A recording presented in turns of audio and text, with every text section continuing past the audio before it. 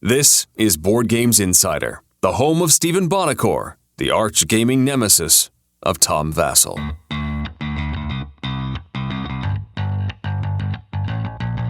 This is Board Games Insider, where publishers Ignacy, president of Portal Games, and Stephen Bonacore, president of Stronghold Games, discuss the hobby board game industry from the inside, providing you with news, advice, and a look behind the curtain into both of their companies. Ladies and gentlemen, here are Ignacy and Stephen. Hello, Ignacy, Portal Games. And this is Stephen Bonacore from Stronghold Games and Indie Game Studios. This is episode 109, recording on June 22nd, 2019. And we're a proud member of the Dice Tower Network, even though Tom Vassell owns the network. Hey, Ignacy, so how's it going over there? What's the latest and greatest from Poland? I have prepared a language joke, which might be a disaster in a moment, but my language joke in English sounds like is a global warning about global warming, because it's really very hot in Poland. So, guys, we have a Florida right now in Poland. I'm starting to believe that we really have a problem on this planet. So, how hot is it? How hot is it in Poland? It's like I don't even know. Like I'm not living at home at all. It's disaster. We had air conditioning malfunction on Friday at the office. Like, this is disaster. People, please care about the planet. We need this. We need help. So is it like 30 Celsius? Which I don't even know what that means, but I know that's pretty hot. Yes. It's really the hottest. It's the hottest summer so far for many years. Wow. Well, yeah. I mean, I think we do have an issue with global warming. That is for sure. But it is darn warm here in Florida now. We've just entered the summer season, and 95 degrees Fahrenheit yesterday, which is over 30 Celsius. I'm pretty sure. So this is the time of year where we're all going to complain about it being a little too warm, I guess. But you know, we'll get through it. So it just came out of Origins, and wow. I'm just going to say wow. Origins was back with a vengeance. I can't tell you how crowded the exhibitor hall was, how busy the booth was. And I know everybody is probably saying, oh, that Bonacore is just exaggerating. But please ask anybody else you know in the industry. I can't tell you how good the show was from the perspective of traffic in the booth. And sales were great, too. I mean, sales were like almost twice as much as they were last year for us. So, wow. Yeah, I mean, really a great show in every way, shape, or form. I don't know the attendance yet. I'm sure we're going to hear that soon. They had said that their pre-sales of tickets were up 20% pre-registration. So this points to a very vibrant second largest convention in the United States.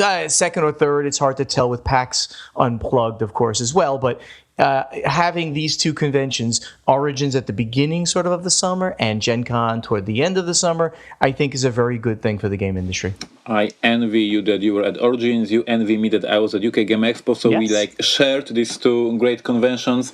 But for sure, I saw a ton of pictures on Twitter, of course, on Facebook, and I was like, I wish I was there, but I cannot be everywhere. Yes, so you can't be everywhere. I was just attending the show by photos and videos from our industry friends, and it looked like a really good show this year. Yeah. That's for sure. Lots of people asked about you. Seriously, they really did. So yeah, that's always a good thing. Sure. So why don't we go right in? Tell us about what's happening inside Portal Games besides breaking air conditioning and things like that. Yeah, with the good news, this week, 2 days ago, we finally released Imperial Settlers Roll&Write. I was talking about this game for a couple of weeks because we were pre-releasing it, and there was pre-orders and pre-release, and there was pre-release at UK Game Expo, and I was talking about the game. It's finally out there. You can go to your local game store and buy it. And the whole pre-release, pre-orders, and all the pre-preparations was insanely successful, because all together we sold about 700 copies before the street date of this game, because there was pre-orders in Poland, pre-orders in Germany,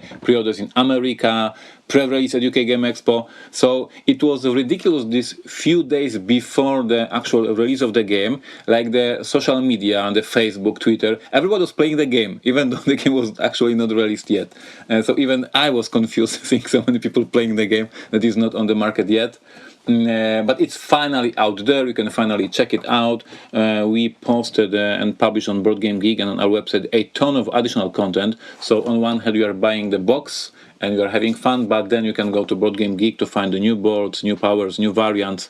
Like actually, after the release of the game, and after the feedback of these pre-orders, I created few variants for the game. So even I changed my own game to give people more fun. So take a look at the game because it is out there and there's more than even in the standard box. Very cool. Out there.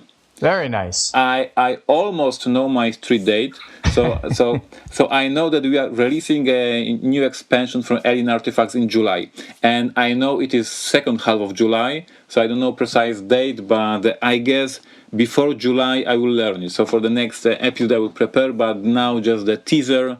In July, late July, we are releasing an expansion for Alien Artifacts. So listen, I know this guy. He lives here, like close to me in Florida. His name is Luke Atanovsky. And I bet, I don't know, I'm not sure. I bet he knows the exact street date. You're right. You know this guy, Luke? I think he works for Portal Games USA. You might want to talk to him once in a while. That is why I hired him. I create chaos, he creates order.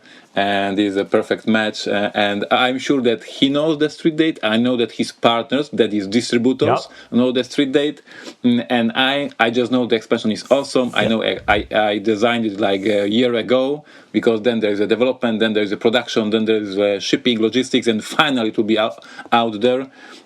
So teaser. Next month, expansion for Alien Artifacts at some point during the month. But on a serious note, you were asking what's going on at the company, because we are recording during the weekend, because Steven was busy with catching up after Origins, and I was busy with Pret-a-Porter Kickstarter. We are preparing the Kickstarter for Pret-a-Porter. This date, I know, it's the 8th of July, and everybody is working like crazy. It is our first Kickstarter. What was your first Kickstarter? It was this miniature game, do I remember correctly? Way back in 2014, I did Space Cadets Away Missions. Right, and then of course we started again this year because of the merger with Indie Boards and Cards. Yeah. So for us, it's learning. Luke is learning. I'm learning. The whole artwork department is learning how to prepare the best assets and how to do something interesting for the backers. I actually this week I visited my friends from Awaken Realms. These are these guys who made these amazing Kickstarters for Nemesis and the Lord of Chaos, very popular Kickstarters. So these are my friends. They gave me some advices. As you are listening to this podcast, there should be online already a draft. So I learned there is something like a draft of the campaign. So we are putting it online and presenting a little bit of the game. So we are working on this draft right now, and it should be live on Monday or even Sunday. We'll see. So yes, a lot of learning, lots of excitement in the office. But Pret-a-Porter is a thing. It's going to be hopefully awesome, and it's our first ever Kickstarter for a game. So very cool. Give us some good vibes, I would say, yes, and positive energy, because we are learning and we are excited. And the last thing wait for the negative comments, then you'll see how. It's Kickstarter is a blessing and a curse at the same time, my friend. So wait till you get it. That's what Michael from Awaken Realms told me. Like, Ignacy, if you put a draft early, you get this first probably negative feedback, and you can adjust the campaign before it is actually ready. So this is exactly what we are not hoping for this negative feedback, but we are preparing for that, and that's why we are starting with the draft, the basic version, and we will see what people will say, and then July 8th is the actual release of the Kickstarter. So we will see. And the most interesting for me, because all of that was business, but what interesting is for me is a playtesting. We are having a new case for Detective. We are playtesting it right now. Excellent. This is the case, once again, designed by me and Mary. So here at Trzewiczek's house, and the whole plot was designed, and it will be a free case for everybody. Polish version will be for summer, because it is written in Polish. English version late summer or early autumn, because we have to translate it into in English and then do edits. So I don't know how much time it will take, but in terms of the plot, in terms of the Polish version of all the cards, it is ready, and we are playtesting right now, and this is what excites me the most, because this is development and this is what I do for a living, right? That's right. Excellent. That's excellent. By the way, we mentioned your man Luke. He's coming over to my house tonight. Seriously? Yes, he is. He's coming over. He wanted to have a quick business meeting about some things, but he also wanted to hang out and play some games. I wanted to hang out with him and play some games. So he's coming over, and so other friends of ours are coming over. So, yeah. So we're going to have a little game night and a little business, too. I'm going to send you my bill for my time. Don't worry about it. Anyway. Send it to Luke. Anyway, Stronghold Games. The big news here is that the day that this podcast drops is the day that D Mocker Limited Edition goes on Kickstarter with our friends at Spielworks. We're running the campaign for them, and this game is, as I've said in the past, the number one game, first game entered into the Board Game Geek database. So D-Mocker existed, was originally released in 1986, and then the second version came out in 2006, before there was a Stronghold Games. And I was playing the game. Big Euro game, again, with this great cred that Scott Alden at Board Game Geek, he loved this game so much. It was the first game that he put into the database. So if you type boardgamegeek.com/boardgame/1, this is the game that comes up. It's very funny. Big, heavy Euro game. If you're interested in this style game, check out the Kickstarter. It is a limited edition. Because it's such a niche game, it's not going to go into retail distribution, at least not until 2021, and then only if we have demand. So if you want the game this year, you have to get it on the Kickstarter. So please check that out. It drops the day that this podcast drops. D-Mocker with Spielworks and Stronghold Games, D-Mocker Limited Edition. Store Splash going on right now. It started on June 15th. It's going to run to July 15th. A month-long splash for Fine Sand by Friedemann Friese, our great friend out there in Germany.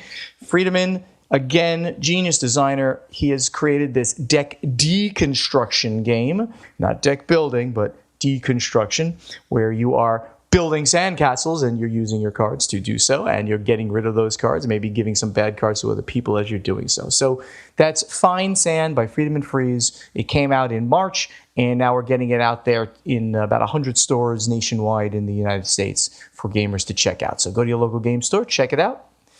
Pre-orders and just recent releases just available. We have Twice as Clever just released. That's the follow-up to That's Pretty Clever or Ganz schön Clever. Bricks, also by Wolfgang Warsch, also a Roll&Write, just released. And again, on the day that this podcast drops, Valparaiso, the light midweight Euro game with absolutely gorgeous artwork by Michael Menzel. You are programming your actions to do trading in the city of Valparaiso, Chile. So those are the recent ones. We still have on pre-order the next two Roll&Writes. That's Dizzle and Encore, which is Nockmal in Germany. We actually moved up these street dates, so they're both going to street date in August. They'll both be there at Gen Con for us. By the release of these, we'll have 6 games in the Roll&Write series, and that would be Ganz schön Clever, or That's Pretty Clever, Twice as Clever, Bricks, Second Chance, which is a flip and write, same kind of idea, Dizzle, and Encore. And I'm going to mention something very special at the end of this episode, which could be in the same kind of category. So stay tuned for that. There's my secret that I previewed my secret. And then in September, we have the second edition of Diamonds coming out. And we have mentioned our October releases already. I'm just going to quickly mention them. We'll talk about them later. Amul with our friends at Lauter Pellet. Coffee Roaster, a reprint of the solo game with new artwork.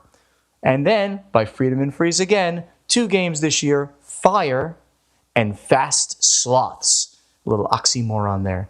So that's it at Stronghold Games for now. And of course, preparing for conventions like crazy. In just about a week and a half, I'll be leaving for Dice Tower Con, one of my favorite conventions of the year. I'm sorry, Ignacy, that you won't be there this year. Always good seeing you. Sorry that to our fans that we're not going to be doing our little meetup this year. Who knows? Maybe we can get together for a couple of beers, though, in that same location if we can do that. And then we, of course, are preparing for Gen Con as well. I'll see you there, though, right? Correct. For Gen Con, absolutely. Excellent. Great. All right. Let's go right into the event deck. The event deck. Here's the latest news from the board game industry. All right, the first bit of news here that actually got released in late April, and I missed putting it on our list. It's very interesting news. Hobby game sales total $1.5 billion in 2018. This is North American. This is U.S. and Canada only. But guess what? That is actually a decline year over year. But the news isn't all that bad, let me tell you. So hobby game sales in the U.S. and Canada totaled $1.495 billion in 2018, down 3% versus a year ago, according to a new estimate compiled by ICV2. The decline was driven by a 14% decline in collectible games, and that's key to this news story, which was the only down category of the five. Growth rates in the other categories range from flat hobby card and dice games to an 18% increase in role-playing games. By channel, hobby game sales in store channels and Kickstarter grew, while sales in the mass market channel declined substantially, primarily in collectible games. Now, in 2018, the decline is the first for hobby games since we started estimating sales back in 2013. Even with the decline, 2018 was the biggest year since 2013, except for 2017, and hobby game sales are still more than double what they were in 2017. Now, let me get to the very, very, very, very good news portion of this. Hobby board game, which is the second largest category, grew by 7% from $345 million in 2017 to $370 million in 2018. So the bottom line here is that collectibles are getting hurt, and that's driven mostly in the Magic the Gathering realm, plus other miniatures collectibles.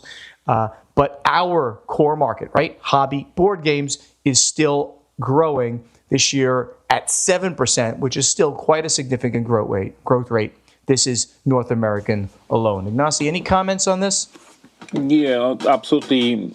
I agree with everything that was said here. And in terms of, I agree. I mean, I see it in my invoices. I see that I'm growing. That our market, both in Poland and in America, is growing. We are selling more and more games, and the market is growing. So the title of the news, the hobby game sales go down, is a clickbait because we are doing well. And maybe Pokemon, maybe Magic has a little bit problems, but we are doing fine. A few days ago, this is a small news in terms of the business, but it's a very interesting news in terms of the Us Geeks. 1 million copies of the decks for Keyforge were registered at the FFG website. It is insane. Congratulations to Richard Garfield, congratulations to Asmodee, and it shows there is a couple of gamers out there. Like if we have 1 million decks registered, that means that we have a good market here. Absolutely. So some interesting news over at CMON. Remember, CMON is a publicly traded company, so they have to be very open with everything that they do. And they're the only company in the industry that is publicly traded. And they're not nearly as big as Asmodee. But let me tell you a little bit of what happened there. CMON adopts new measures at their annual meeting. CMON polled shareholders and approved these resolutions at its general meeting on May 2nd. Approved financial statements and reports from the directors. So everybody's approved what they actually did. They've reelected their chairman and non-executive directors. They authorized the board to fix the pay of certain directors. They reappointed PricewaterhouseCoopers. They grant general mandate to the directors to allot, issue, and otherwise deal with additional shares not exceeding 20%. They extend the authority given to directors to issue shares. So they're showing that their company is very open. They're showing how the internals work. I know, Ignacy, you find this to be boring business, but it's important to see that some of the companies out there actually need to be very open about the way they do things. They've also mentioned in a second story that was reported on ICV2 that they had a down year overall. We kind of hinted that this was going to happen in a previous report. CMON's 2018 was a year of a consolidation, said the CEO, Ann Eng. And they reported in the letter to shareholders. Sales and profits were both down, although the company remains solidly profitable. Sales were down about 5% to $28.2 million in 2018, with a $5.4 million decline in sales through Kickstarter, not completely offset by the $3.9 million increase in sales through wholesalers. Profit declined 41% to $2.1 million in 2018 from 3.5 million in 2017. So, I mean, overall, of all of the companies that are out there, we've talked about this before, CMON is most affected by Kickstarter. So if they don't have big Kickstarters, their sales and some of their profits will be absolutely affected overall. But they're still showing that they're a healthy company. It doesn't look at all like they're having any issues. They're just going to have more variability in their profits and their overall revenue. Yeah, and they also noted, and this is something that I know because I do a Polish edition of their games, about their upcoming titles. So we have to remember that they spend some resources on development games that will bring revenue later, and they have amazing IPs, amazing licenses for Bloodborne, for God of War, and all other new stuff that is not yet announced, but I know it exists. So basically, yes, definitely company in a very good shape, just growing, developing, increasing their power. So I'm happy for them growing because I'm doing their games in Poland. So good luck for them. They mentioned that they're also going to be restructuring a little bit to reduce costs, which is often something that happens just to simply make sure as you expand very quickly, you have to restructure for costs. You're going to see, I guarantee we're going to see Asmodee doing quite a bit of this because they need to digest all of what they've purchased in the past. So here's a very, very, very, very interesting story, and not such a good story in a lot of ways. So Stonemaier Games has refused to sell to retailers who spread false information about the company. I have some information about this. I'm going to read this first, and then we'll get back to the information that I have about this. So in a new online communication policy, Stonemaier Games will refuse to sell to retailers who spread false information or make defamatory or derogatory public statements about the company. The policy, quote, Stonemaier Games reserves the right not to sell products to retailers whose representatives spread false information or make defamatory or derogatory public statements about Stonemaier Games. This policy applies to statements published online, social media platforms, blogs, etc., at any time, past, present, or future. Stonemaier Games unilaterally adopts this policy and neither seeks nor accepts confirmation or assurance of compliance by retailers or distributors. Stonemaier Games welcomes constructive criticism from retailers and distributors. We are accountable for our mistakes and shortcomings. To ensure that you're spreading facts instead of misinformation, you are always welcome to contact Jamie first for clarification. So this is interesting, and I'm not going to point to who Jamie Stegmaier is talking about in this. That would be just adding fuel to a fire that already went out there. But I saw what he was talking about. The accusations were outlandish.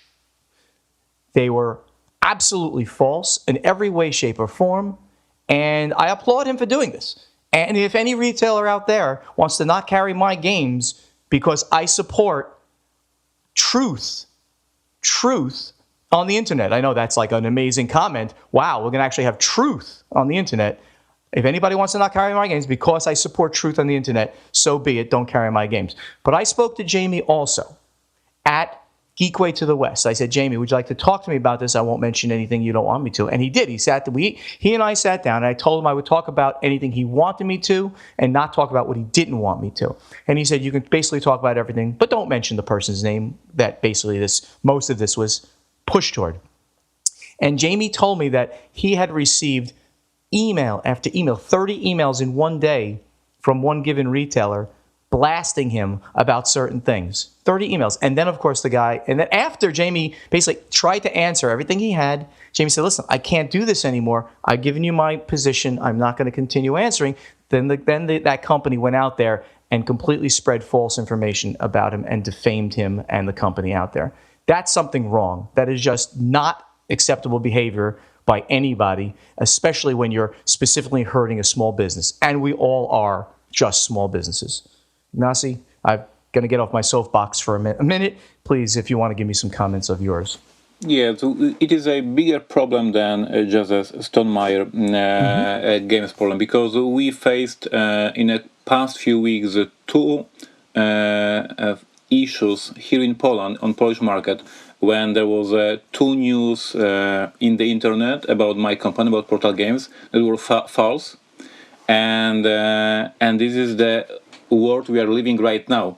Somebody is writing something on the forums on Facebook, it immediately gets viral, and at some point, a day later, you learn about your company some absolutely crazy thing. So I learned from internet that my print of Polish edition of Eon's End has a bad quality of the cards.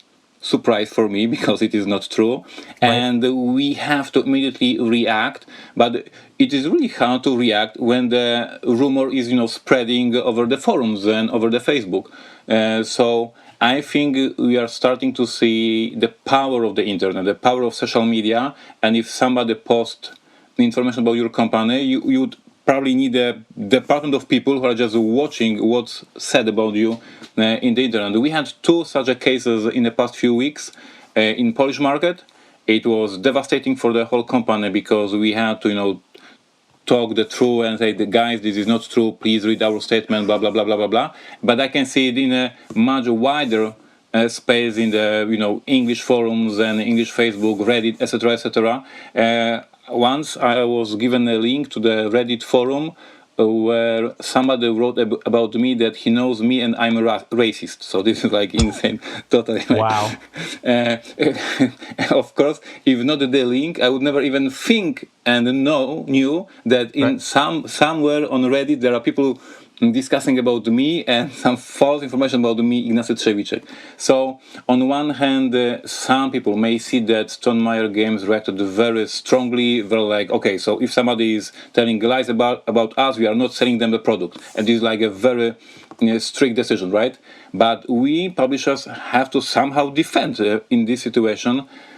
So on my hand, full support for Stonemaier Games, and it happened to me in Poland. At this point, we don't have a regular policy what to do. We are just trying to go to these forums and talk with the customers. But this is crazy that one person can just post something and it goes live and bam, and it is in the internet. Reddit is the Mordor of the internet, in my opinion. It's just like anybody posts anything, and of course it's nonsense discussion. That's just crazy.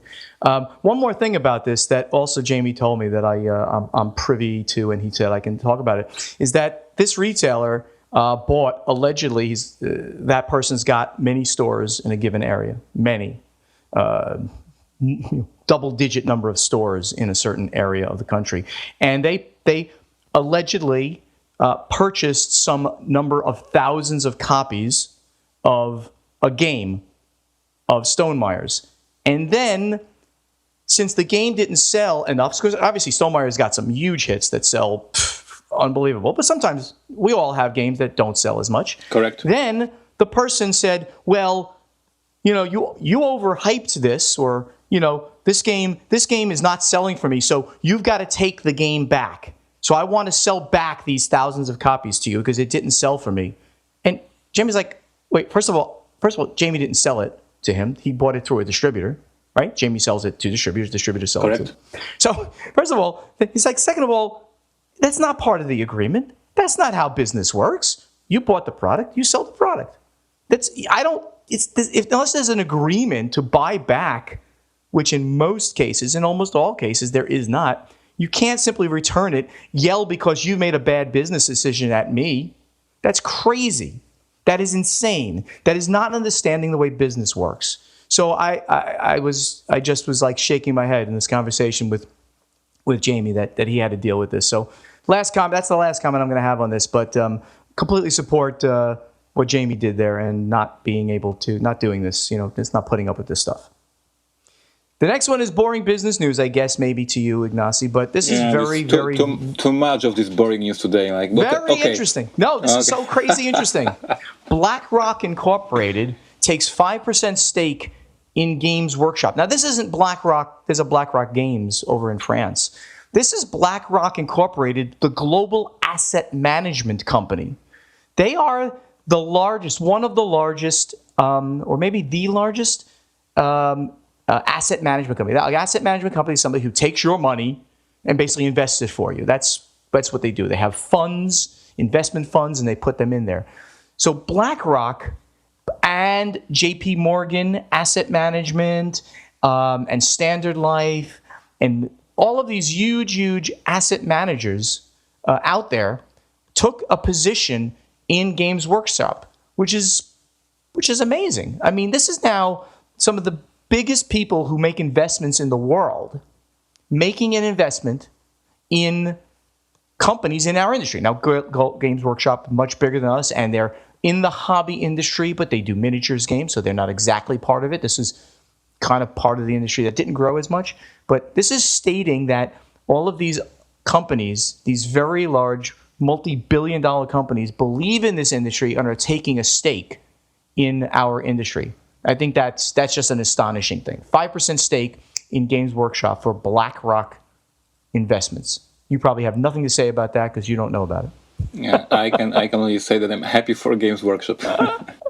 Very good. But I need to say that we are already half an hour in the podcast, so we need to start moving forward, or maybe one or two news, but we need to move on. All right, let's move on. We did a lot of news. We have plenty more to go, but we'll move on to strategy and tactics.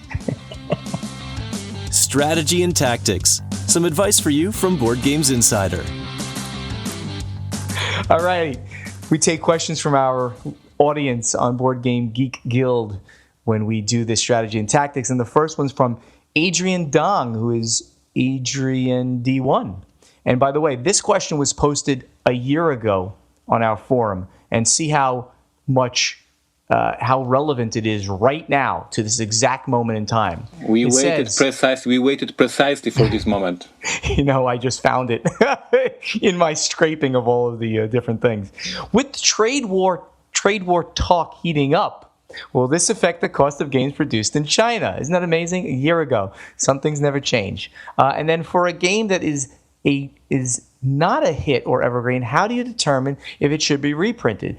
If you do want to reprint, what determines the timing for placing the manufacturing order? Love the show. Thank you, Adrian. So, first of all, yes, the first part of that question, trade war, going to be huge tariffs put on games coming into the United States produced in China.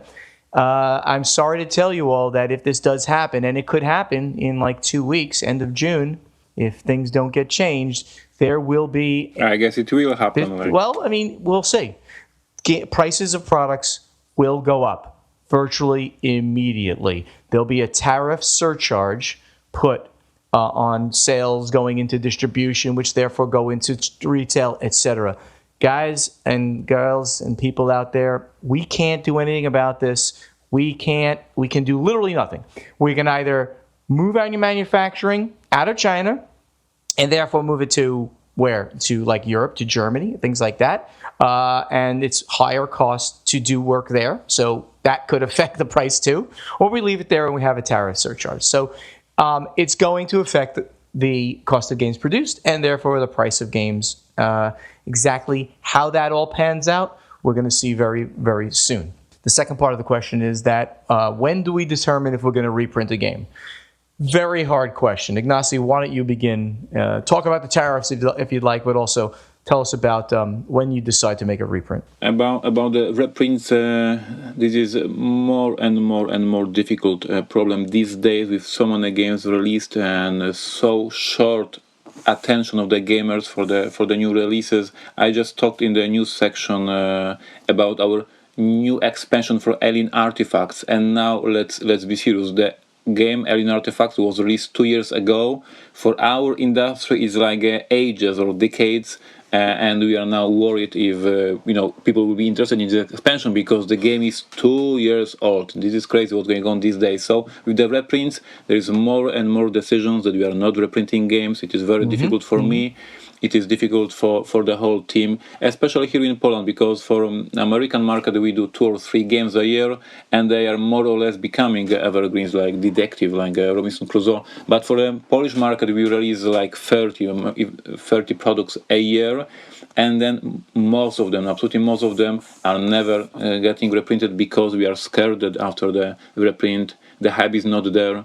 There is new shiny game, and gamers will not be interested. So it is very difficult moment for the whole industry, and for the reprints, in most cases these days, I say no. Yeah, that's exactly right. Industry is, even though growing, in a very precarious place, a weird place where there's too many games coming out, and therefore our initial print runs are going down. That second print run is very hard. If you sell out of the game, I'll put a stake in the ground. If you sell out of the game within the first 6 months, you're going to reprint. If you sell out of the game within a year, you gotta be careful. You might wait a little while to see what that demand, see if it bubbles back up, and then hit a reprint. But games that either don't sell out, obviously, or sell out in a couple of years, that's it. They're probably going to be one and done games, and that's because they're not bad games. They just didn't sell enough to go over the top. Next question is from Dan Hughes, who's DG Hughes on Board Game Geek. And I know Dan well, crazy British guy from the town of Huddersfield in England. And he says, I review board games, not the type of games you put out, only kids' games or games that are themed around Huddersfield. Yes, he's crazy. I've done a video with him or for him. He's amazing. However, I'm not good at getting them done as soon as I get them. Often it takes 6 to 9 months to do them. How valuable to a publisher is this? Would you rather your games reviewed as soon as they come out, or is it equally as valuable 6 months later? Ignacy?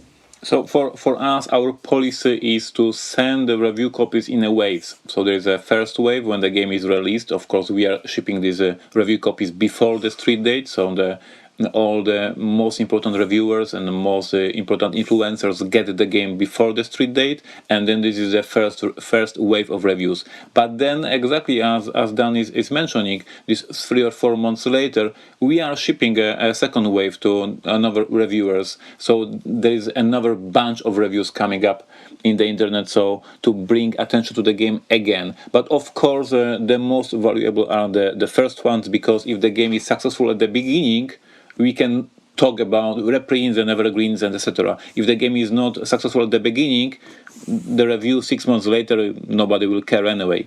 But yes, we do the review thing in a couple of waves, and reviews 6 months later makes sense, but not as much as the first ones. I send a select number of reviewers review copies before street date, as you mentioned, because we want to get them out there as soon as we can, really. So I often send some out far in advance if I can get like a case of games from the printer. And then as soon as they come into the warehouse, I send out a bunch more. But what I ask reviewers is that I want them really done within the month. I really want them done within a month. Are reviews that hit 6 months later good? Sure, nothing is bad. But the sooner we can start the hype stream, the buzz stream, people knowing about the games, the better it's going to be. So Dan, I would hope that you can try to get the reviews done a little bit sooner than 6 months. But it depends on the company that you're doing it for. They may not care at all. Next question comes from TR Knight. Who's TR Knight? Did you say last question? Oh, no. I think so. You need to say that, because yes, it's 45 minutes already. No, it's not 45. You lie. It's only 37 minutes, but okay. Fine. All right. TR Knight's got the last question. And TR Knight, by the way, he works for Stronghold Games. He consults for us, and he does my editing in rulebooks. He's editor, yes. Yes, he is. He's amazing. He says, have either of you contemplated branching outside of board games into other published media, such as miniatures, RPGs, or fiction books, perhaps even based on worlds within games you already publish? And I say to TR, what are you, crazy? Crazy, man, crazy. RPGs are very, very miniatures, very even tougher. RPGs, so tough. And fiction books, the market for these things is simply not that great. We tried to do a Core Worlds online comic, and that we released a little bit, but then it just didn't continue. The guy who was doing it didn't continue it. So it's very tough market to do anything like this. I don't think that gamers want a game. Essentially, they want to play board games. Getting into other portions of this is just too tough of a market, I think, certainly for Stronghold Games, indie game studios. Ignacy, what do you think? Yeah, for us it was a little bit different back then, many years ago. I remind everybody, Portal Games is celebrating 20th birthday this year, and we have like a lot of history in the company. So back then, when Portal Games was doing a Neuroshima role-playing game, it was hugely, insanely popular in Poland. It was more popular than Dungeons and Dragons, so you can imagine it was the most popular role-playing game in Poland. And because this brand was so popular in Poland, so we actually released a miniature game, like literally with the models, metal models, with the tournament scene, like a full-blown miniature game for Neuroshima. It was called Neuroshima Tactics. We did books for Neuroshima role-playing games, so you could actually go to the bookstore and buy a book with the fiction about the Neuroshima world. So it was our biggest IP, and we were trying to create a role-playing game and a fiction book and miniature game, and of course the board game famous Neuroshima Hex, the only one that was translated into the English and present in America. So for Neuroshima Hex, for Neuroshima, we did it in Poland, but it was many years ago. It was a time when Neuroshima was very popular on one hand, and then the smaller print runs were good enough because the company was small. So of course we printed like 1,000 books for Neuroshima fiction, and we were happy with the sales. We did a small print run of this miniature game, and we were happy with the sales. But today, for the company, we would probably not risk or decide to do miniature game for the Imperial Settlers or role-playing game for Robinson Crusoe. And no. Board games are our main goal and main sales, and at this point no such ideas for finding new niches and new markets for our IPs. The other markets, role-playing games, the other hobby game channels, okay, we can use the right terms, right? There are many channels within hobby games. The other ones, like role-playing games, like collectible card games, like miniatures games, they're dominated by people that have been in the industry for 30 years, 50 years. I mean, really big companies that have been around forever.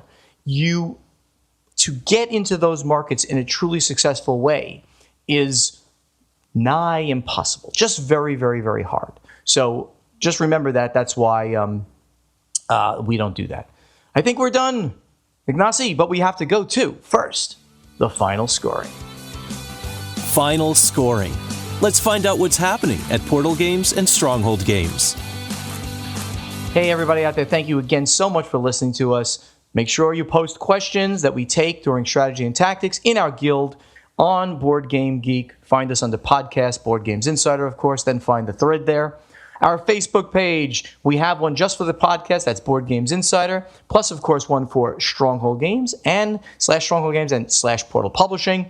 The company website is strongholdgames.com and portalgames.pl, and the new one, portalgamesus.com. Social media links, we're on Twitter at Stronghold Games and at Chevicek, Instagram at Stronghold Games and at Chevicek, and we both have YouTube channels, so both check us out there.